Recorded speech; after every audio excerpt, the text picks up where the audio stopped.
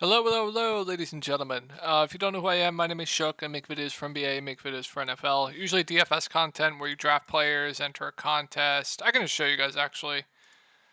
Um, so this is my lineups from tonight. You enter a contest, play players, draft players, go against other people, and you play for a top prize, right? So these are my lineups tonight, and yeah, that's mainly what I focus on. Been playing professionally for a few years now, hoping to help you guys in the prop markets. So to translate that and help you guys with props, I cannot play on Prize Picks in Pennsylvania, but I do take all this stuff on books when the odds are good enough for me to take on sports books. Um, so yeah, like I said, I've been playing DFS professionally for a while now. Hoping to help you guys with props. So in the last video, we went 1-1. What do we have? What do we have? Paolo Banchero under points, that hit, and then the only miss, or the miss, was Devin Booker. He hooked us. He had two bullshit assists in the first quarter. I don't even want to talk about it. But yeah, 1-1. I got a lot of picks for you guys today. Well, not a lot, like 4 or 5. But let's get into these quickly because I think they are going to bump. And I mean, since I said quickly, let's start with Immanuel Quickley. Let's go to more than 5.5 assists. So Memphis is not the same. Their whole team's out, so it's actually a pretty good spot for Immanuel Quickley. Actually, a really, really good spot for Immanuel Quickley. Ever since, Quickley has been traded to this team, and ever since Pascal Siakam has been traded out of this team, Quickley's had the ball in his hands a decent amount. He's actually their highest usage player right now. And ever since Pascal Siakam got traded, he's averaging 12 potential assists. Ever since he got traded here playing alongside Pascal, he was averaging, I believe, 10. With Siakam off the court, he is their highest usage player right now. 12 potential assists per game. I mean, if we get 12 potential assists from Immanuel Quickley tomorrow, we are absolutely over the moon excited, right? If a player is averaging 12 potential assists, that line should be at like 6.5, right? So we're getting pretty much a full full assist discount here on Immanuel Quickley, in my opinion, in a good spot, as well as just can Memphis keep this game competitive? I think they can. But yeah, Memphis is really, really bad right now. But yeah, this line's too low, especially with Siakam. No longer on the Raptors anymore. Manuel Quickley has the ball in his hands a ton. He's going to play huge minutes as well, like going to play close to 40 minutes.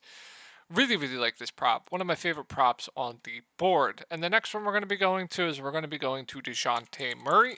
And we're going to be going to I liked his assists, and it's just not up. I assume it got taken off, so we're going to be going to his PRA, and we're going to be going to over on his PRA. Also, juiced heavily on the over for Quickley, juiced heavily on the over for Dejounte Murray. And if we take a look, it's a really, really good spot for Dejounte Murray. Sacramento, they are 11th in pace. So it's a pace-up spot. Atlanta 5th in pace. There's going to be a lot of offense in this game. No Trey Young as well, so Dejounte Murray is going to get a huge, huge usage bump. He's going to play close to 40 minutes. He's stuffing the stat sheet. He does everything for this team with no Trey Young. We'll see what his fantasy score comes in at. I also have been taking his fantasy score every time Trey's been out. If it's at low 40s, I'm good with his fantasy score as well. I would get that in ASAP when it gets on the boards like low 40s. Is pretty good. Juiced heavily on the over, good spot, pace up game, no Trey Young, stuffing the stat sheet. Yeah, I really like this. I would have preferred his assists, but PRA will do as well. Next one, we're going to be going back to Old Faithful, and we've been playing Trey Jones PRA pretty much every single slate, and it's been good to us. Sometimes, other times it hasn't been because the games have blown out, but there is blowout risk in this game. But in a competitive game, I'm expecting, 32, 33 minutes. He's turned a corner. Even with Wemby in, he is producing. Sixers have been a pretty fast-paced team this year as well. Taking a look at, don't be a last five, bro, but look at his rates. His potential assists have been way up. He's been rebounding the ball better. He's been scoring. He's been a lot more aggressive ever since being in the starting lineup. So I do like this pick at 20.5. That is going to be the other one. The next one we're going to be going to is Keegan Murray, and we're going to be going to the other side of that Atlanta game. I really want to attack this Atlanta game. If you guys want to take some bonus props as well, like I think attacking this game for props definitely does make some sense. It's just going to be such a good game to target. I haven't looked at the prop numbers for Sabonis, but if they're decent enough, I'm fine with them. But yeah, Keegan Murray is a really, really good spot here going up against Atlanta.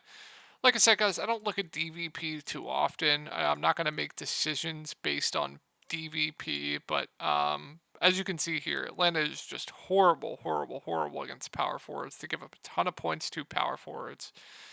Keegan Murray right now in competitive games is also playing, close to 40 minutes, and he's shooting the ball a ton. He's been a lot more aggressive. Like the spot. Showed you guys that it's a good spot for the matchup. This is also juiced heavily on the over as well.